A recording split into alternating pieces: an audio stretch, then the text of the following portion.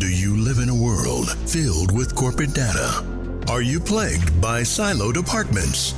Are your lackluster growth strategies demolishing your chances for success? Are you held captive by the evil menace, Lord Lack?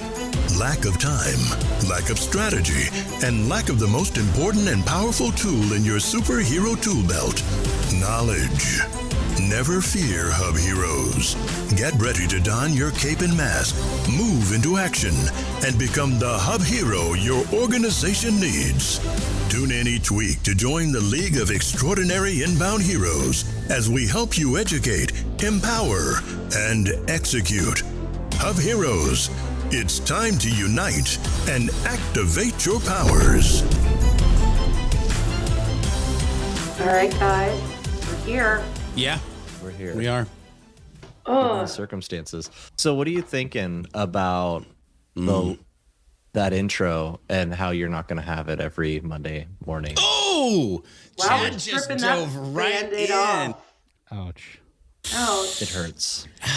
All right, I guess Go it's ahead, time to Liz. say the words, guys. Tell the party people what's happening. Hey, party Sorry. people. Today is my last episode on the Hub Heroes. I'm retiring. Oh my gosh. How you guys doing? I know we've had a few weeks to sit with this information. Max The said voice boo. of God just Max, came right I in. told you guys Right. cried and then I cried. So hopefully we'll make it through today's episode, okay? It's sad. Yeah, well, first of all, it is sad. I'm very interested to see the amount of value that hopefully Max, Chad, and I can extract from your brain Yeah. over the next 30 to 35 minutes. This is your chance, guys. Yeah, I'm super excited about this. So obviously, Liz, business is going well. You've got travels, you've got things, you've got projects, and so you've been dang gone 2 years, Longer. 2+ years, huh? 3 years, 3 years of Hub Heroes podcast episodes. First of all, just because of that, we need to just like give an applause. Like, come on. The fact that you could hang out with me and Max and Chad and Devin, who used to also be on the show for like a saint. Maybe you might have sainthood at this point, potentially. Yeah, I think so. Yeah. Maybe. I think so. Well, in the Hub Heroes Church, it'll definitely be something. That's for sure. I know. So- Can't believe it. I know, it's nuts. So I want to start because, by the way, everybody, just so you know, we're gonna kind of ask Liz some questions. And Liz, I want to start with over 3 years working on the Hub Heroes podcast, helping with the outlines and the show and the shenanigans that we all kind of throw out. Like, what's the kind of maybe one thing that you've learned, enjoyed? Like, I'm giving you a couple different directions, but like if you could summarize 3 years of this. Oh, totally easy. Yeah, absolutely. Yeah. Where does your brain go? I'm resisting the urge to be like you at the end of every episode. I don't have one thing. I have 15 things. There you go. There you go.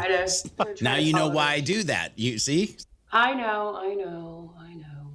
I would say the one thing that really comes to mind, particularly as I reflect on the past 18 months of episodes where we've seen a lot of complexity get introduced into the HubSpot ecosystem, I think sometimes it can get really easy to get lost inside of that complexity. And if you need an example of that, just go back to our 75-part series on loop marketing. But I've been having a lot of conversations recently, both inside of the HubSpot world and outside of the HubSpot world, that kind of reminded me that complexity is an important thing to master inside of the HubSpot ecosystem, but it can just as easily become a distraction because the fundamentals of HubSpot and inbound are still the same. And in fact, they're more critically important than ever, right? Like, we're sitting here trying to figure out, well, how does this part of HubSpot talk to that part of HubSpot? And you guys say things on this show where I go, yes, I know some of these words. Like, there's a lot more technical complexity that is now baked into the platform. But fundamentally, at the end of the day, we are living right now in a set of economic, political, and global realities where you just need to get your trust house in order, guys. Ooh. Like, that's really what this fundamentally comes down to. You can have the best APIs, you can have your knowledge base thing all set up, you can have your invoices running through ops, you can have all of these different things happening. You can be doing all of the things technically right, but if the ethos of your organization, if you are not solving real problems, not imagined ones, if you are not leading with the goal of selfless education and actually helping people, you will lose. That's fundamentally it. That has never changed. But I think it's becoming more urgent right now. I'm seeing a lot more conversations, not just in content marketing spaces, but in other spaces about trust is all we've have. Trust is always all we've had. But I think people are now feeling the pressure cooker and the urgency around it more, because I think, as much as we don't like to admit it, we assumed trust was there between us and our buyers, and it is not. Yeah. Our buyers and all that stuff, like, we're all a lot more stressed out than we used to be, a lot less prone to de facto trusting. I want to dig in one question deeper in what you just said, and then Max or Chad, you guys can ask a question, whichever direction you want to go. But you said this term, and I want to dig in deeper to that. You said, get your trust house in order. Mm-hmm. When you, as a content strategist, like dope human being, person that provides value, when you think of the trust house, like, what's the four walls of that house that they should be paying attention to? Yeah, I mean, start simple. Think about the customers you currently have. Do they trust you to keep your promises, to do what you say you're going to do? Like, let's look at the loop marketing situation for a moment. Yeah. That 75 episode epic saga. We spent 50% of our conversations trying to figure out whether or not HubSpot was solving a problem for us, the customers, or solving a problem for themselves. And that starts getting into really murky waters. And that is an example of what I'm talking about at a scale that a lot of the organizations who listen to this podcast are not operating at. But fundamentally, it starts there. The promises you're making to your customers, are you keeping them? When you make changes to your platform, when you make changes to the things that you're doing, how easy do you make it for them to understand? Is it actually for them? Are you making more choices for yourself versus your customers? And right now, I get it. It's a very scary time when we are in fearful spaces, when there's a lot of uncertainty. We tend to make decisions to fortify our own sense of security and safety. And when you're in the business context, that means the sacrificial lamb is often going to be the customers you are banking on staying. So that's one aspect of it. When I think about another aspect of your trust house, I mean, this is going to sound, I wouldn't say hokey, but maybe it might seem not related. What's the trust you have between you and the members of your team? I have been inside of organizations that fall apart because the reason why the organization falls apart isn't because there's something wrong with the product, there's something wrong with the market fit. It's because at some point, something from a trust perspective gets broken inside the organization. And that's how you lose great people, lose great teams, lose the ability to actually work together. And I'm not saying it's like up, down, left, right. Like, trust can get broken in a lot of different ways inside of an organization. But then if we want to get more into the marketing side of it, I've been seeing a lot of, I don't have a beeper button, so sorry, Noah, just heads up. I've been seeing a lot of shit content, a lot of AI slop, I literally had someone this morning try to pass off something for me to edit. And the whole piece was about, like, you know, you've got to rise above AI and blah, blah, blah, blah, blah. And I read through it. I'm like, this whole thing was written by AI. I can spot it written by the thing that you got to rise above. Right, exactly. Brutal. These are the times to go back to basics. And I've always found this to be true. whenever you have a lot of candy in a candy store, whenever you have a lot of things, a lot of bells and whistles, a lot of stuff you can kind of like optimize and scale and do all these things, usually it comes down to something very simple. Your messaging strategy. Do I need someone to explain it to me to see how clever it is? Or can I just read it and understand what it is that you do, who you do it for, and how you do it better than everybody else? Sure. Yeah. Like, this is about basics right now, because we do have all these opportunities with technology, with AI, with all these things. But one of my favorite things that I ever had a client tell me years ago is that that's the thing about automation and AI and all this stuff. If you're already producing shit, all it's going to allow you to do is to produce shit at scale. So those are my four walls. Max, Chad, where's your brain go? You have this episode to ask Liz anything.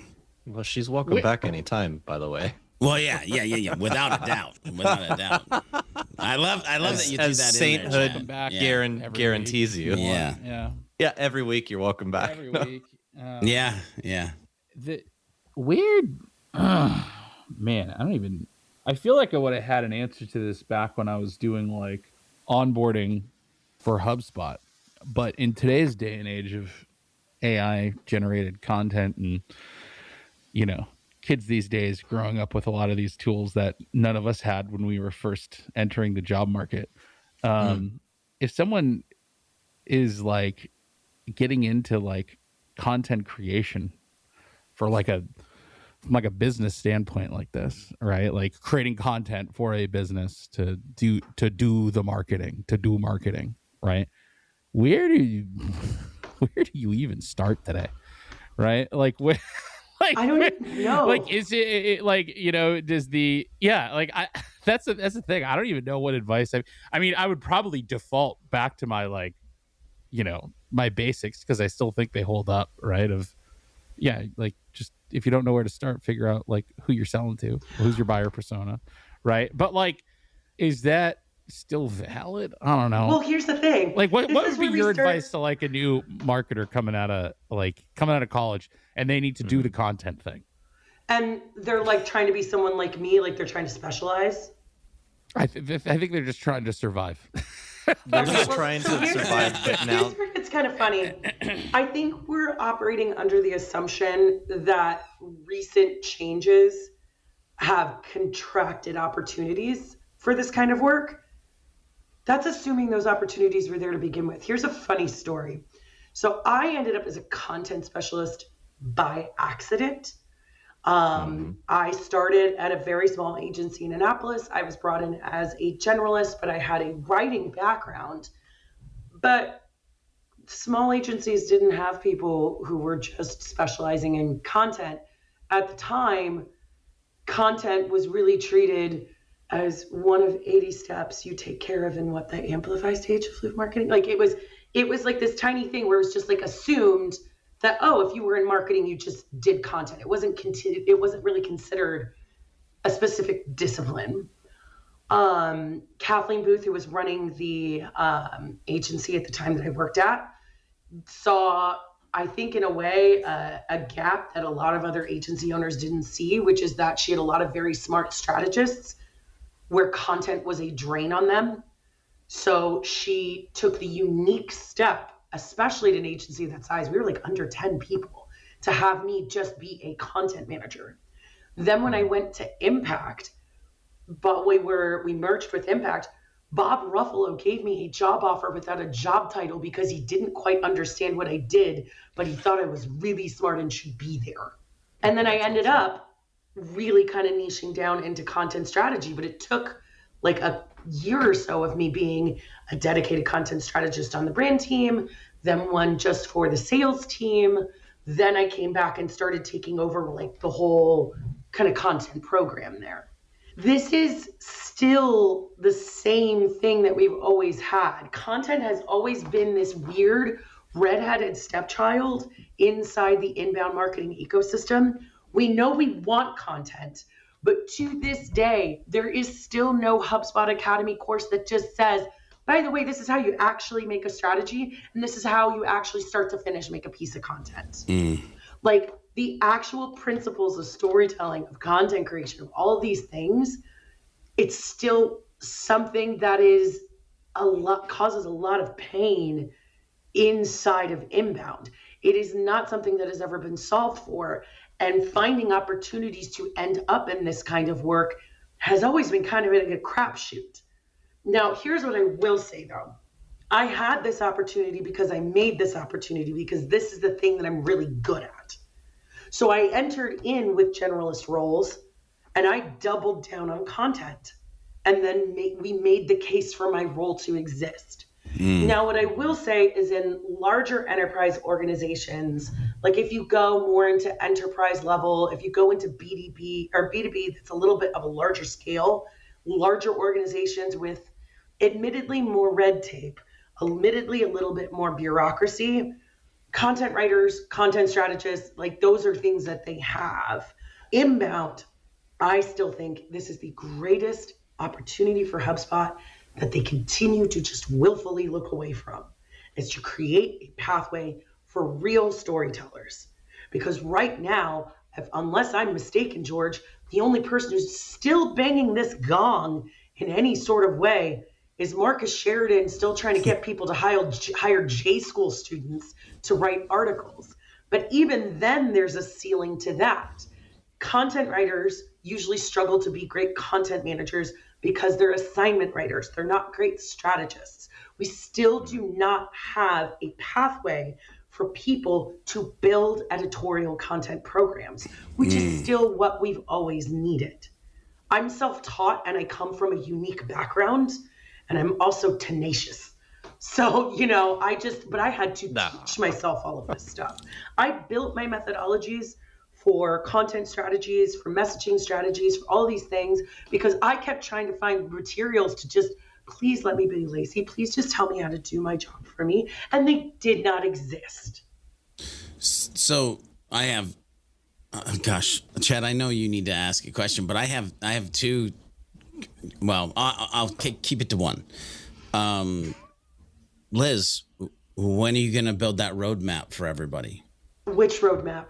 The one that basically teaches everything that you've taught yourself to get to who you are, so that people coming out of college or trying to do content can just take your course or take your XYZ or what? When's Liz going to build that thing? I just realized that it's been a while since George has called me to the map on something. Uh-oh. So here we are. That's something I've always really struggled with. Not because I have a lack of content, clearly, but there is this gap, which is the thing I've been talking about, which is that there are times where I'm at a time right now where I am in great demand. Like I haven't felt contraction due to AI. If anything, I'm more in demand. And what's actually interesting is my work has become more complex and more interesting because of it, because I'm solving higher impact problems. But the challenge is that what I do is either misunderstood by a lot of the industry, or they just don't want to deal with it because it's too much work, too much investment. But maybe that's kind of a negative way to look at it, but it's just, I would be very curious who would want to learn this, because sometimes I feel a little bit like a speakeasy, right? And I've talked to a couple of friends of mine who specialize similarly the way that I do. People who work with us love working with us. If people don't know what we do or don't understand it natively, they just hear money, expense. I can have Claude do this. Like there's a weird delta there where it's like, I could see a new generation of people like me right now, but it is very hard to get people excited about the things that I do. It was already difficult to get people excited about the things that I do because I am the human personification of homework in inbound. Blog articles, pillar pages, messaging strategies, all the things that make you go, slow down, educate, do these things. the right kind of compounding interest. Now, again, I'm not putting myself down. I mean, I've been crazy busy, but this is just the thing that makes me sad is that like we have all of the, going back to the first question in this conversation about like trust, right? Mm-hmm. We have all of these people running around desperate to figure out, well, how do I communicate trust? Maybe ChatGPT will tell me a new sentence for the thing I already do. When there are people who are built to be storytellers, where it feels so stupidly simple in some ways, you don't believe it can be profitable.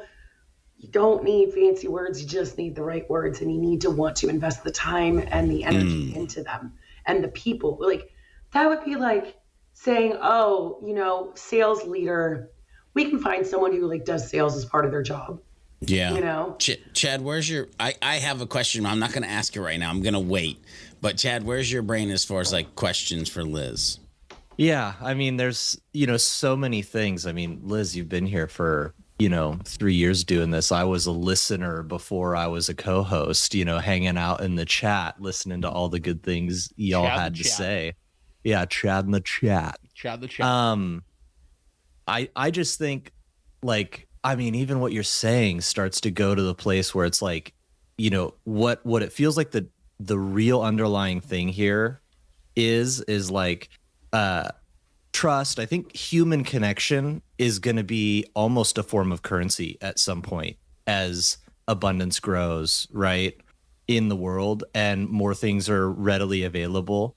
Like the thing that we'll capitalize on seems like it's going to be human connection. And it seems like telling a story connects people to your brand, I guess, right? And anyway, all that to say, like, or to ask, like, is that really the thing that you feel like people are going to need to be focusing on? Or like maybe would that be some critical piece that you've learned over time? Because I mean, I'm Mr. you know, live in the workflows and I like the technical complexity because I like to understand it and help teach it to people. I'm like all the way on the other side of that fence, right?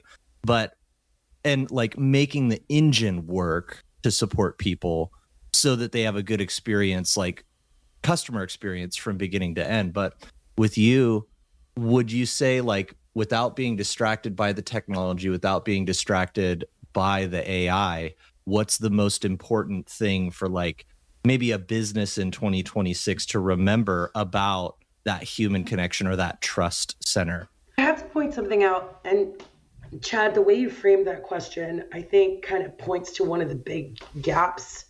And I mentioned this when we were talking about trust. Guys, is it really the year of our Lord 2026 when we've decided human connection is a critical part of our business? Like, are we be so for real right now? Did we forget? Like, I thought we discovered that back during COVID. But like, that's the thing that drives me crazy about this. And then I'm going to answer your question because it is related to it. This is the necessary foundation. In order to make any sort of connection with anybody, you have to have a human connection that's built on some sort of trust, relatability, some sort of, it's just how we interact in the world. I don't care if you're more of a technical expert or you're more like me and you just won't shut your damn mouth. Like, it doesn't matter. Think about the conversations that all of us have had. They're all built on stories. They're all built on trust. They're all built on human connection. What I find fascinating is we act like colonizing archaeologists going like, oh my God, human connection, I discovered it in the sand next to this sarcophagus of trust. Like, God, this is how we function as humans. There's this really fascinating study that I discovered recently where people tend to like, feelings aren't facts. I like to make logic-based judgments, all of these different things, right? Do you realize how much of our decision-making is based on emotions? There was this fascinating study where they studied a group of people who their intellect was intact, their IQ was intact, they could explain right and wrong from an intellectual perspective. There was nothing about their intellect that was corrupted in any way whatsoever. They knew what they were supposed to do, they knew how they were supposed to do it, all of these different things, but they had a particular type of lesion on their brain that created a disconnect between their emotional fifis center and their ability to and their decisions and their logic part of their brain. And wouldn't you know it, those people who could speak at length about right and wrong, but had those like disconnects, that lesion in their brain, their lives were falling apart. They couldn't hold a job. They couldn't keep a relationship together. Everything, like friendships, family, everything just complete dumpster fire. So I bring this up because we tend to forget that we are human beings and we make human-based decisions. Human connection has always been important. It's just when things are going well and the economy is going up and nobody's worried about war or anything, we take all of those things for granted because money is kind of everywhere and nobody's making a lot of smart decisions. We're all just like, yay, everything's great, and we take all of those things for granted. The moment that ecosystem has any little grain of sand of stress reintroduced to it, oh God, human connection. That's important. Our customers should trust us. Oh God. And then all of a sudden we have a new spate of keynotes talking about trust is the only currency we have. Now back to your question, Chad. Based on all of that, the reality is that I don't possess a different skill set as a human being than any of you guys sitting here. You're all storytellers. You do all of this stuff reflexively without thinking because you woke up this morning and you're a human being who makes feelings-based decisions because our emotions tell us what are urgent, what we care about, and what motivates us. That is how we are biologically programmed. The only skill set I possess that's a little bit different is you look at a system, Chad, and know how to build an OS out of it and like a literal operating system for an organization. George, you know how to build process and automate and do all of these things. And Max, you're such a good yeller. No, I'm kidding. Hey! I'm just kidding. True. Got him. Got him. No. He natively understands relationships and all of these different things and how these things come together, right? I just know how to look at words on a page and go, that's not how a story is structured. I know that my job is best, like I'm most effective when I'm removing things rather than adding things. It's just my skill set. But we all possess the native skill set to be storytellers. We all possess these things. What happens is we sit down at a keyboard and freak out. Okay. So, man, no, I'm going to save my question. Max, do you have another question for We have Liz? 6 minutes left. I know. Where are you gonna I know. take it? Hit your question, George. I want to make sure you get it out. So, Liz, you talked about AI slop, and you talk about like the world of AI and human connection. And actually, this might be a two-part question. One, does Liz herself use AI in her process? Yeah. And two, it's not that easy. You're going to have to go deeper than that because the question is kind of like, and where do you, as somebody who is like human connection storytelling, where does that fit in? And then my maybe part two or second question is like, have you found somebody that is doing it right? Meaning their AI assisted content creation and it doesn't feel like garbage. I mean, yeah. I mean, first of all, the answer to your question is yes. I don't use it. Everybody has to find out what their relationship is with AI. But like, I think I'm not going to say overinflated its importance. It's just like, it's AI. You have to figure out where it works into your processes. I'm like, it's the same way I figured out how Google Drive works into my processes and how Canva works into my processes. Like, it's just another thing, right? So when I think about my relationship with it, I just looked at my processes, and this kind of happened naturally. Yeah. What are the low impact activities that take a ton of my time that just make me feel like I want to just tip slowly in front of a car in traffic? Like, just the things like that, right? And a lot of it is dumb stuff. It's just like, hey, Claude, hey, ChatGPT, here are 4 hours worth of transcripts, human transcripts of conversations I've had. Did I miss anything? Like, kind of parsing through stuff, like things like that. Just because sometimes literally flipping pages in a transcript gets like really, where was that thing again? Like, sometimes I ask it dumb questions like, what page was that on again that he said that thing? It was very smart. I have it go through like data sets of keywords. I don't bring it into my processes around ideation and writing and drafting. I will sometimes have it go through with like a final draft and say like, I'm really trying to optimize around this keyword. Do you see any opportunities where I'm kind of like, I won't immediately blindly accept all the changes, but essentially I just use it like a little assistant. It has, created an opportunity for me to spend more time on the high impact work I really love doing, because it's helping me with more of like the administration of content strategy, the administration of content at scale. And then also sometimes I'll just be like, dumb questions, how many weeks are in Q1, so I know how many weeks of an editorial calendar I need to create. Somehow I always screw that up. But no, it's little things like that that are really helpful to me. I do have, one of my favorite things I did was I created and enclosed GPT's replicas of my points of contact at certain clients based on like hundreds and hundreds and hundreds of hours of interviews. And so I will submit first drafts to them and get their feedback because I have them role play as that person. And I was very curious of how I was going to measure the efficacy. And then I noticed I started having like a massive uptick in one draft approvals doing that. Nice. That's awesome. See, that's dope things. Right there. Yeah. But it still requires thinking. Yeah. Don't accept everything, but yeah. Yeah, because it's funny because I think a lot of people think about content creation in the AI process of like output, but the fact that like you're almost cloning that human to like input and then go from it. So that's actually a dope example. Oh yeah. Well, because most of my clients are super busy, right? Like they believe in what I do, but they're high performing. They're always the busiest people at the organization because I tend to work very closely with C-suite. So they're always the people where it's like, I've got them for like that small amount of time. Minutes, yeah. And they understood that revision cycles happened, but like my life has just gotten so much easier with that.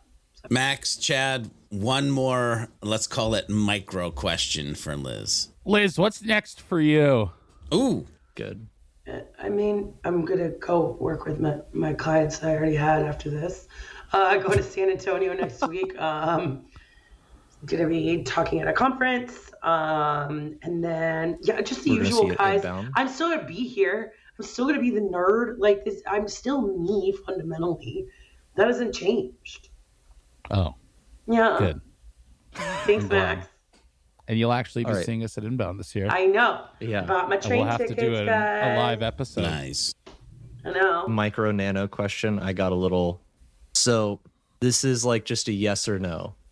No, it's not. But do you like? You're talking about how you're using AI. The Dow is at 50,000 right now, Chad. It's at 50,000. The Dow's at all you 50,000, should be Chad. focusing on. Were you here for that episode that we did on Marketing Studio, Liz? You were, where we went through. Yeah. And like, do you feel like that is a user interface that was made by an engineer for a content team, or that it's actually useful for a content team? Because it has like all sorts of my last question. That's my last episode and my last question, so I guess I just get to be brutally honest. With the exception of the blog tool, I have yet to meet a content tool inside of HubSpot that I actually use in my day-to-day job. Yeah. Yo. But if it was a bigger team, would it be helpful or no? No. I worked inside big teams. We didn't even use the content calendar in there because it didn't do what we needed it to do. Wow. Even more so than that, there was one tool that we really liked, and it was the content strategy tool, which then they named the SEO. They renamed it the SEO tool. Yeah. It's not even really that useful anymore. There is a distinct lack. I think here's the thing. I'm not sure how much more I want to live inside of HubSpot as a content person.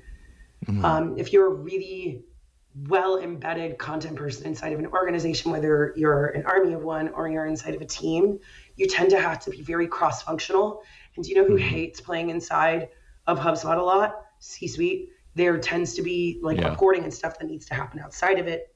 But I've literally never used any of their research tools to build a content strategy, like nothing.